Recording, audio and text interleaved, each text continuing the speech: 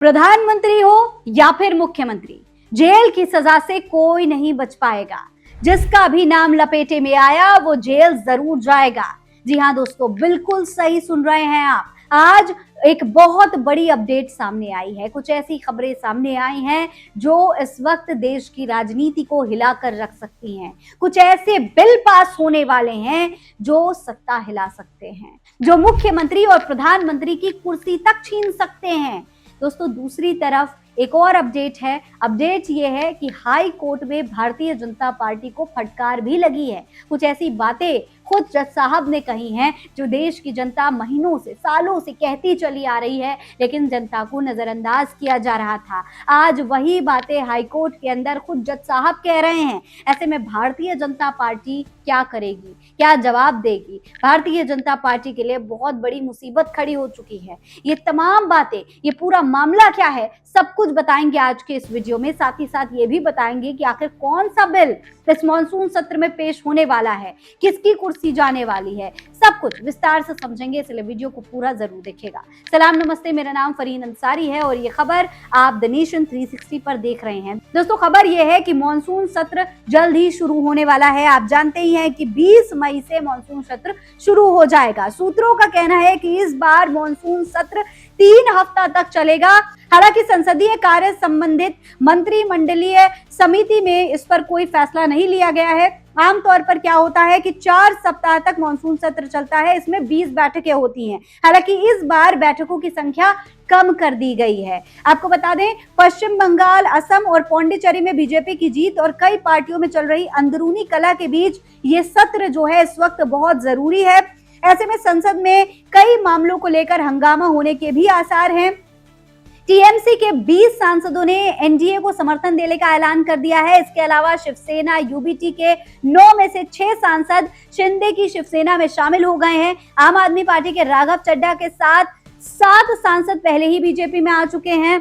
अब NCP SP में भी टूट के कयास लगाए जा रहे हैं। और तो और दोस्तों, खबर यह भी है कि लोकसभा स्पीकर ओम बिरला को टीएमसी के 20 और शिवसेना यूबीटी के 6 सांसदों को लेकर फैसला भी करना है। इन सांसदों ने उन्हें अलग गुट की मान्यता देने का प्रस्ताव लोकसभा स्पीकर को दिया है। जानकारों का कहना है कि सत्र शुरू होने से पहले भी इस पर फैसला हो सकता है। राज्यसभा में सत्ता पक्ष के समीकरण काफी मजबूत हो सकते हैं। यानी कि भारतीय जनता पार्टी यहाँ पर अपने आप को मजबूत करने की कोशिश कर रही है। भारतीय जनता पार्टी दूसरी पार्टियों में टूट का फायदा उठाकर खुद अपने आप को संसद में मजबूत कर रही है। लेकिन क्यों?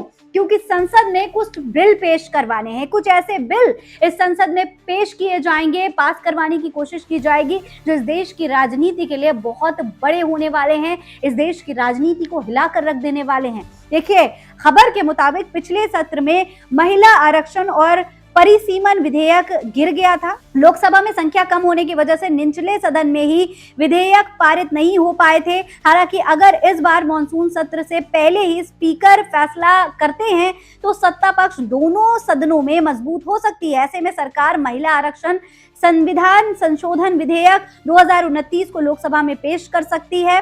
जानकारी के मुताबिक सरकार इन विधेयकों का मसौदा फिर से तैयार कर रही है। इसमें सभी राज्यों की लोकसभा सीटों को 50% बढ़ाने का फैसला किया जा सकता है। दक्षिण के राज्यों का कहना है कि जनसंख्या के आधार पर सीटों के निर्धारण से उनका प्रतिनिधित्व संसद में कमजोर हो जाएगा। इसी समस्या को टालने के लिए सीटों को 50% बढ़ाने का विधेयक लाया जा सकता है। इस तरीके की तमाम बातें सामने आ रही हैं। तमाम बिल पास करवाने के लिए भारतीय जनता पार्टी हर तरीके का जोड़ गरेट लगा रही है। वहीं दूसरी तरफ एक और बिल है, महिला आरक्षण बिल तो भारतीय जनता पार्टी लाना ही चाहती है। इसके साथ एक और बिल है जो सरकार इस बार मॉनसून सत्र में पेश करने वाली है। वो बिल है पीएम और सीएम की कुर्सी छीनने वाला बिल, उनको जेल में डालने वाला बिल। देखिए, सरकार इस सत्र में पीएम और सीएम की कुर्सी छीनने वाला बिल भी ला सकती है। बताया जा रहा है कि संशोधन विधेयक के लिए ऐसे प्रावधान किए जा सकते हैं कि सजा होने पर सीएम और पीएम की कुर्सी छीन ली जाए। इसके अलावा कानून का दुरुपयोग करने के लिए अन्य सिफारिशें भी की जा सकती हैं। एक देश एक चुनाव बिल को पारित कराने के लिए भी सरकार जोर लगा सकती है। इसके अलावा विकसित भारत शिक्षा अधिष्ठान bill, FCRA bill, anti doping bill भी पेश किया जा सकता है। यानी यानी कि तमाम बिल भारतीय जनता पार्टी संसद में पेश करवाने की कोशिश कर सकती है। दरअसल वजह यह है कि भारतीय जनता पार्टी ये बिल पास करवाना चाहती थी, इसी वजह से तमाम राजनीतिक दलों को तोड़ा गया, सांसदों को अपने पाले में लाया गया। अब जब वोट पूरे हो जाएंगे, बिल पास होने की कगार पर आ जाएगा, तो ये भी हो सकता है कि भारतीय जनता पार्टी उन राज्यों के मुख्यमंत्रियों को निशाना बनाए जहां पर भारतीय जनता पार्टी की सरकार सत्ता में नहीं है।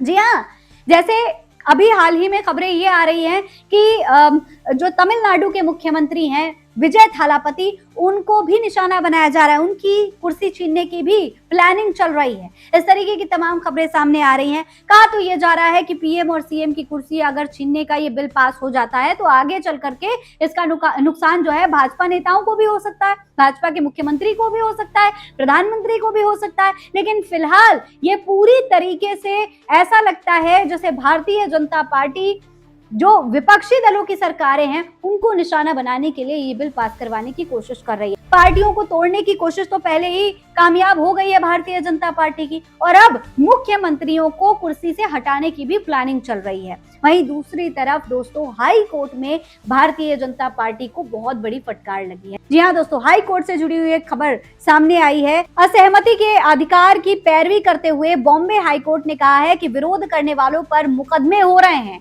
तड़ीपार किया जा रहा है। ये क्या हो रहा है? क्या सभी नागरिकों को भारत सरकार का गुलाम बनाया जा रहा है? बॉम्बे हाई कोर्ट ने ये टिप्पणी करते हुए केंद्र सरकार के फैसले के खिलाफ प्रदर्शन करने वाले एक राजनीतिक कार्यकर्ता के खिलाफ जारी किए गए जिला बदर आदेश को रद्द कर दिया। इसने कहा कि सरकार के फैसलों का विरोध करना किसी नागरिक को किसी क्षेत्र से बाहर करने का अधिकार नहीं बना सकता। अदालत ने कहा कि संविधान प्रत्येक नागरिक को अपनी राय व्यक्त करने, विरोध करने और सम्मान के साथ जीवन जीने का अधिकार देता है। केवल सरकार की नीतियों का विरोध करने के कारण किसी नागरिक के खिलाफ इस तरीके की कार्रवाई करके मौलिक अधिकारों का उल्लंघन है। दोस्तों सिर्फ इतना ही नहीं, अदालत ने असहमति की आवाज को लेकर आगे और क्या क्या टिप्पणियां की हैं वो भी आपको देखना चाहिए। देखिए, ये मामला socialist democratic party of India यानी एसडीपीआई के महासचिव सईद अहमद अब्दुल वहीद चौधरी से जुड़ा हुआ है।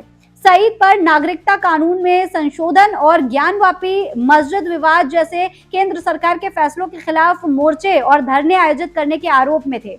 मुंबई पुलिस ने उनके खिलाफ दर्ज 5 एफआईआर का हवाला देते हुए उन्हें 1 वर्ष के लिए जिला बदर करने का आदेश जारी किया था। इस आदेश को पहले डिप्टी पुलिस आयुक्त जोन 6 और बाद में कोंकणा मंडल के मंडल आयुक्त ने भी बरकरार रखा था। सईद ने इन आदेशों को बॉम्बे हाई कोर्ट में चुनौती दी थी और अब इस मामले पर जब हाई कोर्ट में सुनवाई हुई तो हाई कोर्ट ने साफ साफ कह दिया, सरकार से सीधे सीधे कहा कि आप किसी नागरिक को इस तरीके से अपना गुलाम नहीं बना सकते। सरकार को कोई हक नहीं है कि नागरिक को अपना गुलाम बनाए। देखिए, इस पूरे मामले की सुनवाई करते हुए जस्टिस माधव जमदार ने पुलिस से सवाल किया कि केवल सरकार के खिलाफ विरोध प्रदर्शन करने और नारे लगाने के आधार पर किसी नागरिक को जिला बदर कैसे किया जा सकता है।